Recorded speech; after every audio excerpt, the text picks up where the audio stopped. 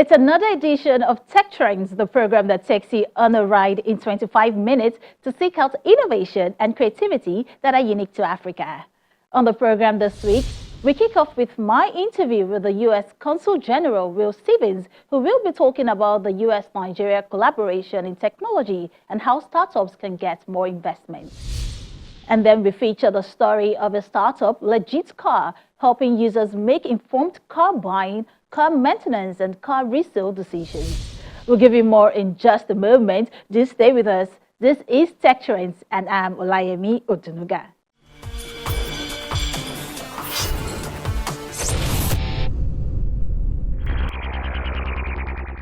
The way AI complements people's work, it actually creates a lot of new jobs, a lot of demand. For example, if an automatic visual inspection technology helps spot flaws in manufacturing parts, I think that in some cases, this does create a lot more demand for people to come in to rework or fix some of the parts that an AI has found to be flawed.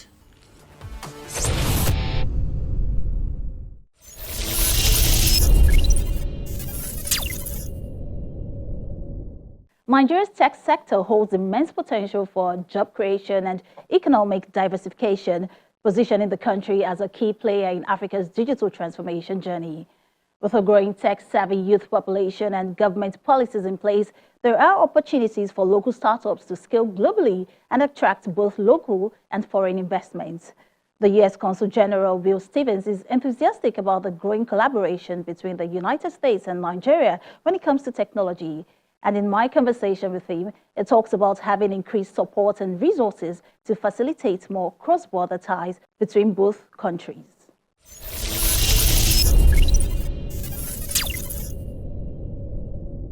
Will, you have an incredible enthusiasm for the U.S.-Nigeria collaboration in tech. And I say this because I've heard you speak at public events.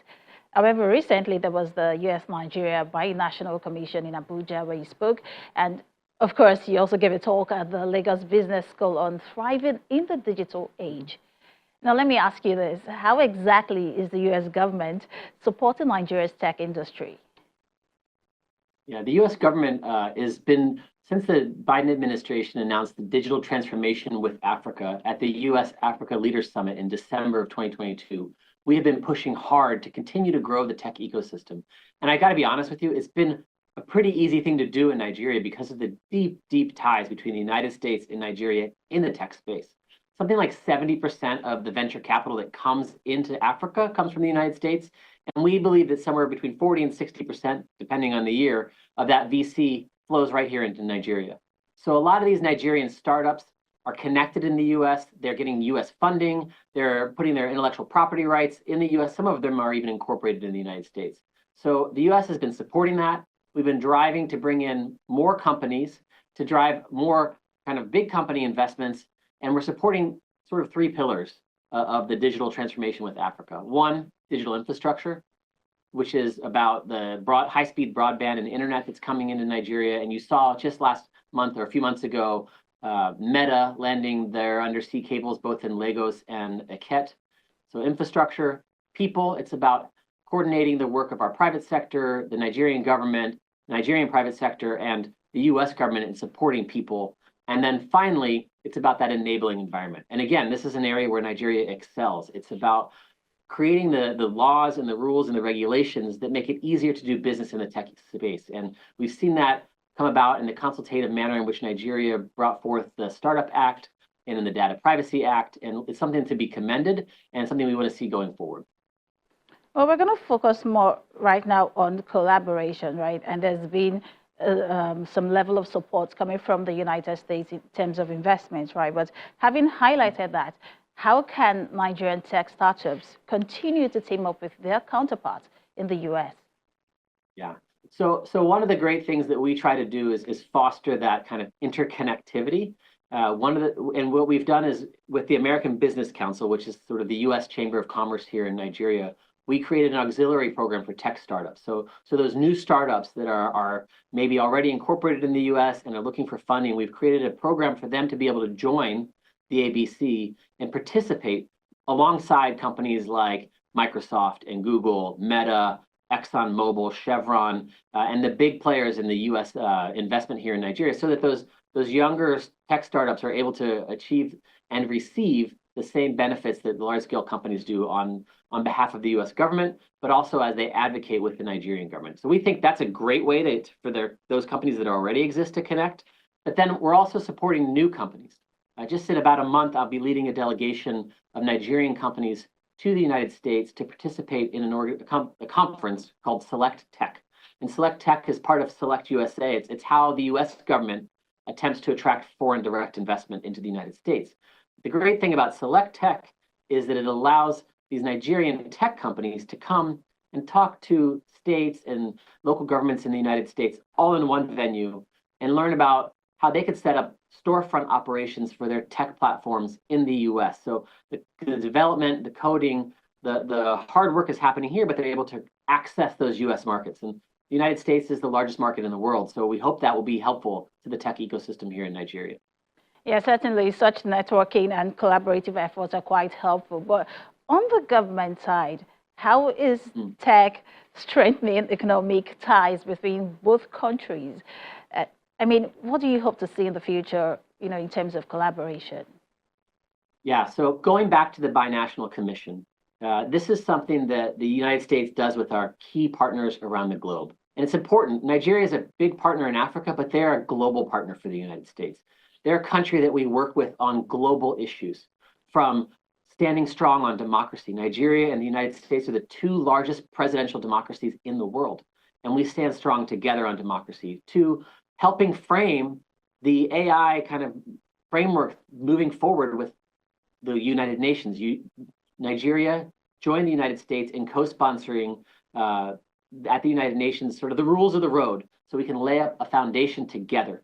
So one of the things that came out of the Binational Commission was a commitment for the US government to host together with Nigeria a conference on artificial intelligence in July, right here in Lagos. So we'll be bringing in key experts from across the United States and the US government to come and talk with Nigerian experts, both about frameworks in the legislative space, how we can continue to collaborate in international fora, but also how we can start to work on co-creation and research and development right here in Nigeria. So that was one of the key takeaways of the BNC.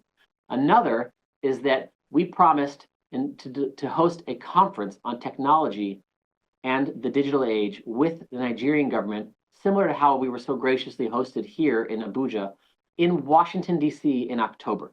So very high-level delegation of Nigerian officials to come and meet with our officials who work in the tech space, as well as key leaders from the tech industry in the United States, to talk about the operating environment in Nigeria and what we can do to drive more investment. So it's something that we're continued to commit up to, and we're going to continue to work on. But look forward to the AI conference in July. I'm really excited.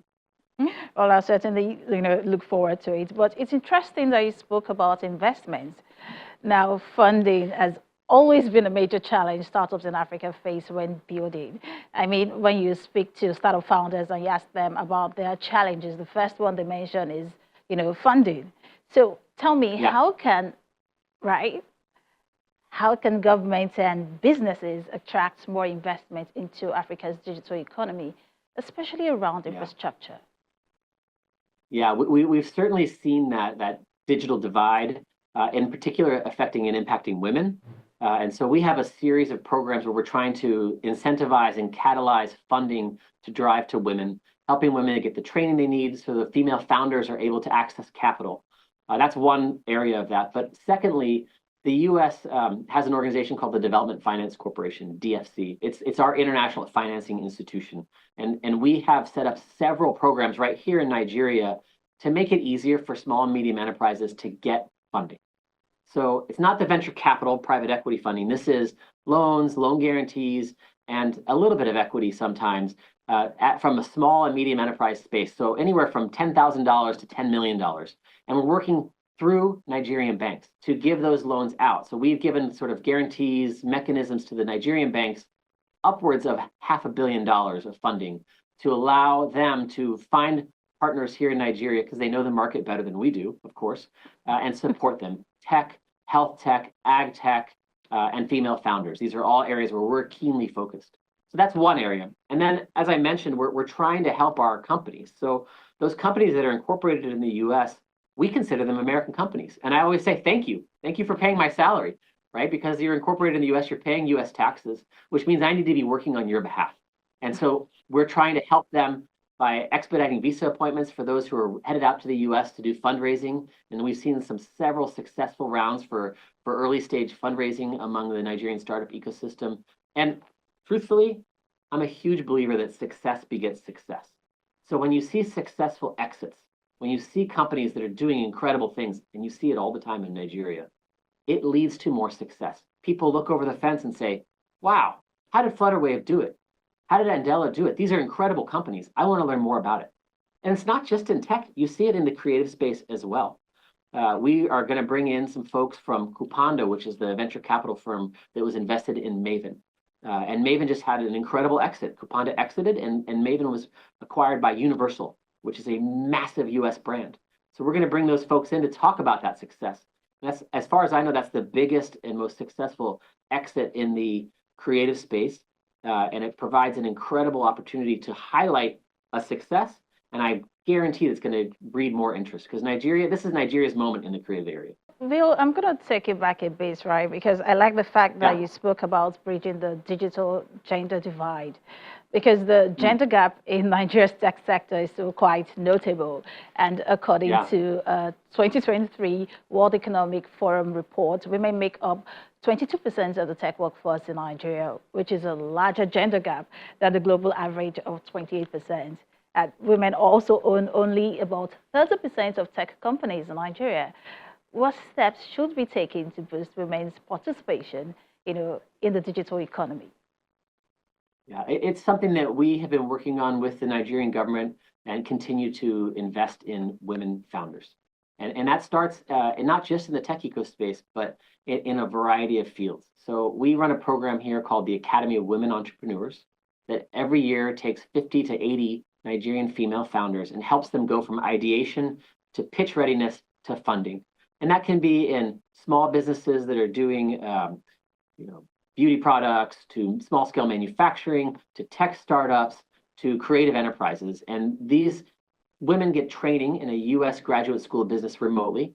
And then after 6 months of training, they're able and ready to receive grant funding. And many of them do get about $10,000 to $25,000 startup grants to get their companies going. And I love to see these women being so successful. So again, highlighting the successes, continuing to double down on investment, and bringing in more women into the space will drive more investment. And we see it. Serena Williams invested in a venture capital firm that focuses solely on women founders in Nigeria. So you have high-level Americans recognizing the potential and driving investment here as well. Well, we certainly need more interventions for women-led startups. But on a larger scale right now, what exciting opportunities do you see for growth and innovation in Nigeria's digital economy? Yeah, I think Nigeria is poised to play a leading role in the AI revolution. I think when you talk about the US-Nigeria relationship, it is a relationship that's very strong on the government-to-government level, but it's even stronger on the people-to-people level. There are 700,000 Nigerian Americans living and working in the United States. They're the single most successful diaspora group in the United States when it comes to income levels and education levels. And they're the ones who are driving that investment. They're connecting with US companies, Microsoft, Meta, Google, Amazon Web Services. They're working there. And then when they come back into Nigeria, they're driving investment. So Nigeria is poised to take advantage of it and to, I think, continue to lead on the African continent and on the global stage. Well, thank you so much, Will Stevens, US Consul General. It was such an incredible conversation with you. Thank you so much for joining us. Great chatting with you. Great chatting with you. Thanks. Take care.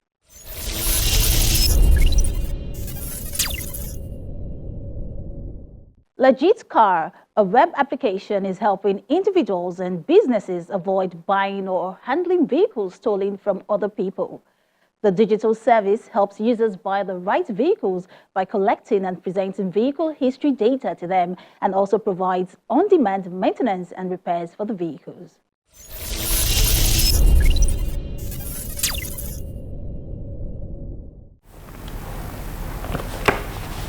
This Nigerian tech startup is aiming to solve the problem of vehicle theft and improve the car buying process for both individuals and businesses. It's not what they're doing, but like... By offering an automated system to check the theft status of vehicles, the service aims to ensure that stolen vehicles cannot be resold to innocent car buyers or used illegally by someone else. We provide access to critical vehicle data required for vehicle purchase decisions, vehicle insurance decisions, and data for effective law enforcement. The story behind Legit Car Africa began in 2017 with a personal experience of the founder. It was in 2017. I wanted to buy the car I currently use. I saw a car I liked. The price was fantastic. But then when I tried to confirm that the vehicle was not stolen from someone else, there was no way to do that. And that surprised me because I never believed there's no fast and reliable way to be sure you're not buying a vehicle that will get you into trouble. So I saw that gap. When I left the car dealer's place, I thought to myself, okay, now this is a huge problem that we could find solutions to. And I called a few of my friends who knew their way around tech. At the time, I couldn't even on a computer. So there's been tremendous growth anyway. So we now sat a couple of times, thought around how to solve this huge problem, and Legit Car Africa was born. With insufficient local vehicle production, Nigeria depends highly on imports to meet demand. And although the country's car market size, especially for used vehicles also known as tokumbo, is high, there isn't enough reliable vehicle data for buyers to work with when making transactions. The team at Legit Car Africa decided to address this problem head-on. When we started Legit Car, it was about enabling car buyers not fall into the problem of buying vehicles that have been stolen from other people. But then we quickly moved on from there. We moved on to become a vehicle data company, meaning that our data is used for vehicle purchase, for vehicle insurance, even for law enforcement. So our data and our service have improved from when we were just doing a stolen vehicles database to data for decision making and the likes. But then we quickly realized data is not meant to sit in silos. So we connected our platform to data from a couple of other vehicle history companies, and that gave us access to a lot of, in fact, billions of vehicle history data. For a vehicle data service, the major challenge they faced was accessing accurate and timely data necessary to help close the loop on criminal activities involving vehicles. One of the biggest problems we have in Nigeria, not just in Nigeria, in Africa, is data. There's almost no data for anything. If I ask you the number of cars we have in Nigeria now, I can tell you don't know. And the way you don't know, the way like 98% of people in Nigeria don't know. The people who should know even do not know. Sometimes we say we don't even know the number of people we have here in Nigeria. So data is a huge problem. There was no way for us to connect to an existing data and make our journey easier. So we had to start putting together the data by ourselves. So data collection was the initial challenge we faced. And it was big because we started reaching out to organizations who had this data in bits and pieces. We started talking to law enforcement. We started talking to insurance companies. We started talking to people who have lost vehicles. We started talking to vehicle recovery companies. So the data exists in fragments everywhere that are not usable, that can't serve any purpose. So we worked really hard to put together this data. Today we have about 2,000 of that. At some point we had just 10. Of course, we started with 1. So the journey from 1 to 10 to 500 to 2,000 was a very, very long and difficult journey. For a vehicle data service, the major challenge they faced was accessing accurate and timely data necessary to help close the loop on criminal activities involving vehicles. So our AI capability currently is able to scan a vehicle and detect where there are problems with the vehicle's body. So it can value a vehicle. It can also tell the average value of a vehicle, market value of a vehicle in monetary terms. It can also tell how much damage has been done to a vehicle by just scanning the body. So that removes the need for physical evaluation of vehicles. But beyond providing vehicle data, they are also leveraging artificial intelligence, AI, to assess the physical condition and value of a vehicle. This removes the need for physical inspections during the insurance underwriting process. But the ones with the red color notes shows that we need to check these things. By providing data solutions and enhancing the vehicle purchase process, the startup is ensuring that car buyers are well informed during transactions, which in turn paves the way for a secure and efficient used car market.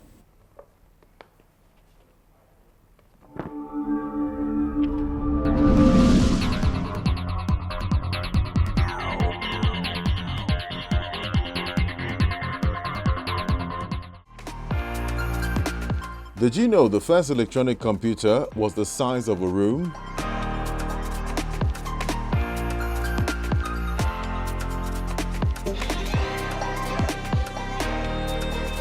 The electronic numerical integrator computer, built in the 1940s, was the world's first general-purpose electronic digital computer.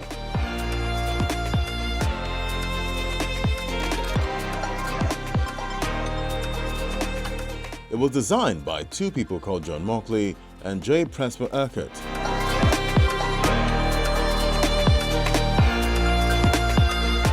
The machine was built out of nearly 17,500 vacuum tubes, 7,200 diodes, and many miles of wires.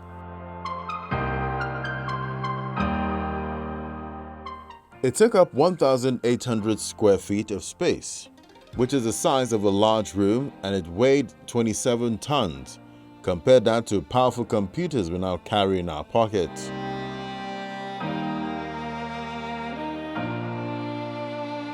The ENIAC was first designed to print firing tables for US Army artillery, but the war ended before the machine was completed. Instead, its first real job was to calculate how neutrons would go through various materials. This was needed in making a hydrogen bomb.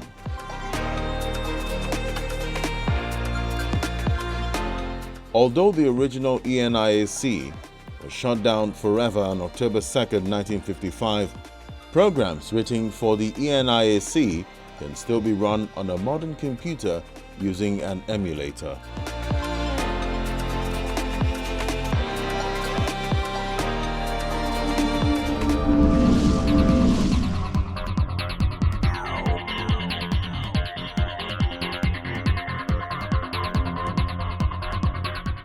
How much do you really know about the tech world? Put your knowledge to the test with these trivia questions. What does CPU stand for? Computer Processing Uptime, Central Processor Utility, Control Programming Upload, and Central Processing Unit.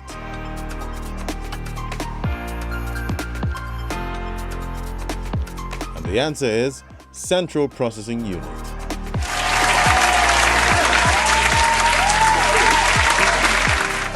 What company made the first portable computer in 1981? Options: Electronic Controls Company, Osborne Computer Corporation, Hewlett-Packard Enterprise, Microsoft.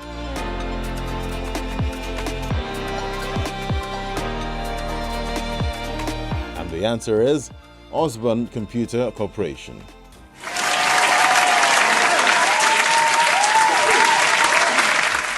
What British computer scientist is widely credited with inventing the World Wide Web? Tim Berners-Lee, Charles Babbage, Alan Turing, Andrew Donald Booth.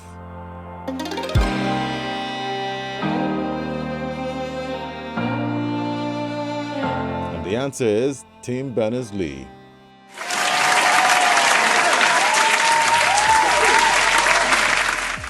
What product did Amazon first start out selling? Options: DVDs, books, baby products, consumer electronics. And the answer is books.